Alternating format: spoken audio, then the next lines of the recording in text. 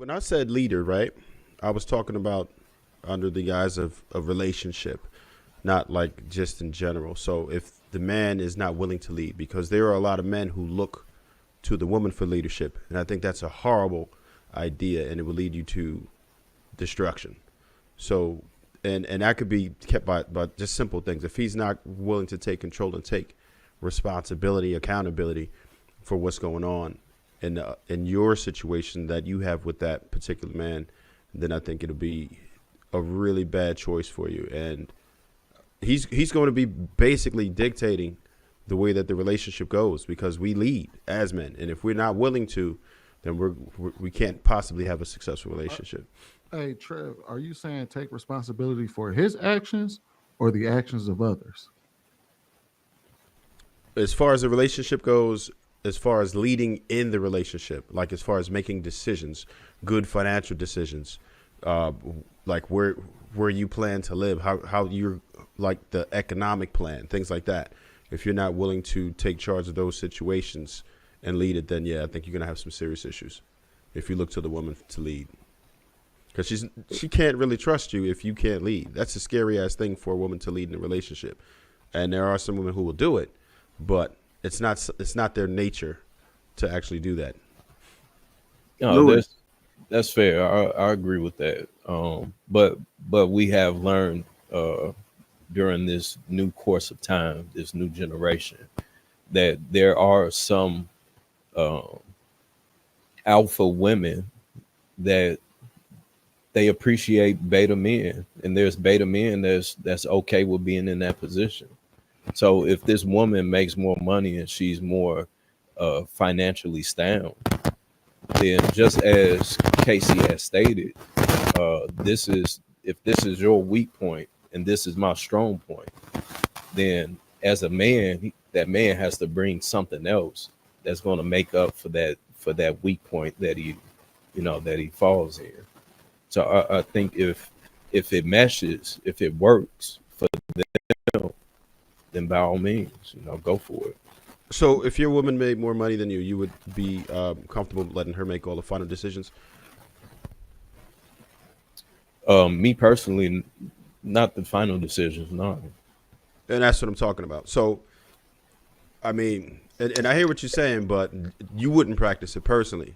Yeah, I wouldn't practice it personally, but I'm saying that we know that there are a lot of different type of men out there, and there are some men that'll be okay with that.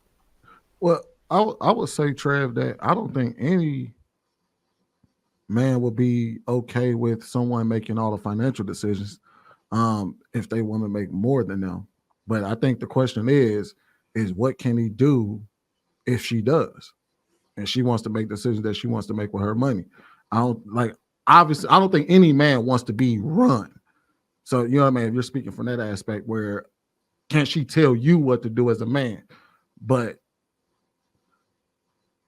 if she makes more than you know what I mean, in those particular situations, the chances are the guy really don't have a choice to begin with, outside of walking away, of course. Louis, I have to thank you. You redirected me because I was off track with the answer that I gave, and thank you for doing that. You know what is the worst type of man in a relationship? One that conforms to tribalism, one that can't stand on his own square and realize he's a man and he doesn't have to conform to what other men think about him, just as long as he takes care of him and his, and he does it the right way. He doesn't go out there to be liked or be that person that gets all the hugs. Just do what you're supposed to do for your community and do what's right. Don't conform to other people that have to get a cheerleader, that have to speak softly, then show themselves to be low-key chauvinists, that don't really respect women. They're good to fuck on, pardon my F on, but they're not good to lead a country or tell you anything constructive to pick you up because you look at them as lesser in it. Everything leaves clues. And I'm talking to certain men on this panel. They know who they are when they stuttering through things and they ask for extra help. Those are the worst type of men. You know, a man that you can respect, there could be 30 men in front of him, and he's standing there on his square, and he's standing for the right thing. He said, bring it on. Because at the end of the day, he'll be remembered when they rewind the tape that he wasn't the worst man on the panel. He was the one that stood for something. Lewis, what's my line? It's okay to not be okay, but it's not okay to stay there. That stands the test of time. I digressed. All right, go ahead, Darwin. What qualities make a man a worst type in a relationship? All right, so the qualities that make a man worse for a relationship, or is worse for a relationship? The worst type in a relationship. I would say principles, most definitely. Principles is one of the qualities I think that would make him the worst type. Not having any principle.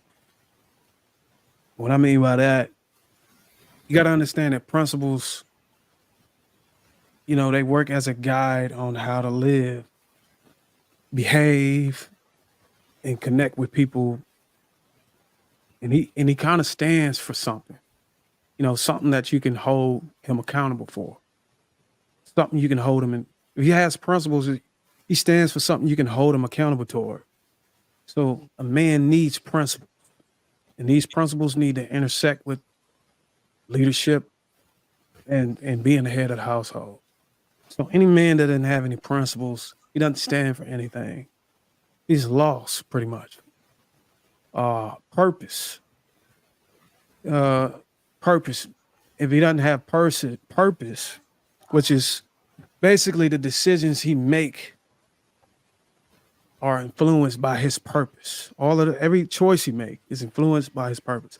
The outcomes in his life and in his future is a direct result of his purpose-driven decisions. So this pretty much, in a relationship, it gives the woman he finds worthy and ease of mind that she is following someone who knows where the hell he is going. Another thing is articulation, being able to articulate his needs and wants. If you don't have that, that's very bad. You know what I'm saying? Because if you can articulate yourself, it means you can be clear with your word. And then you can stand on your word. And somebody can hold you accountable for not standing on your word. But if you're not able to articulate your word, nobody can understand you, and it's confusing. This for me specifically, I've always been trying to read and expand the words I use. I'm just looking at words and reading definitions just to try to learn new words to add to my vocabulary. What this does is it gives women clarity, and it removes confusion, especially in interactions that might require somebody to compromise, or if I need to make a specific demand and kind of flex my leadership for the best interest of the relationship.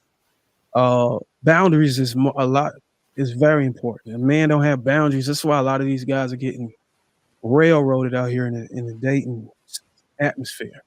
They're not setting any boundaries. These boundaries pretty much help you recognize nuances. And these nuances pretty much derive from accepting bad behavior. You know what I'm saying? So men are able to establish boundaries, prevents a lot of issues from happening, especially with these women today. Sorry if y'all hear my son in the background. Humbleness, man, humbleness is key. It's something I had to pick up. Humbleness, you don't have this, man, you need to get it. Being able to have humility and learn from mistakes and look at them as lessons and appreciate the significance and the impact of failing.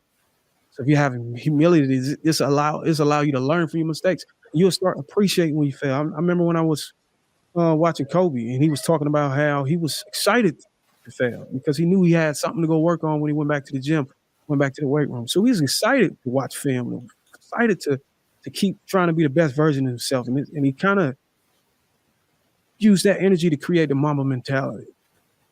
So love is another one. Understanding love as a charity, you know, and how to use love without being manipulated for it.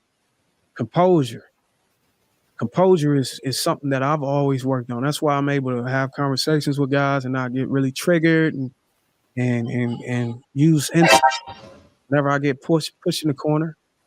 And I might be talking to somebody on it. No, I'm just kidding. But composure. But darn, you speaking on qualities that a good man would have. No, but you try it. But if you invert it, it's also qualities that if the man don't have these, it makes him a bad person to be with. Right. I can tell you right now, I think the ones I listed so far could be potential deal breakers to women. Because you imagine not having an emotional intelligence, not being able to protect yourself from acting off of instinct and making poor choices. That's why a lot of these guys get in these relationships and they become abusive. They get angry. They can't get this woman to stop pushing back and being combative, and then they result to using hands and stuff because they don't know how to keep their composure and just walk the hell away. And then you got self-respect, man. You know how you got to have respect for yourself if you want other people to respect you. But I could go all day, man. I'm gonna let somebody else chime in because I don't want to take up all the cookie.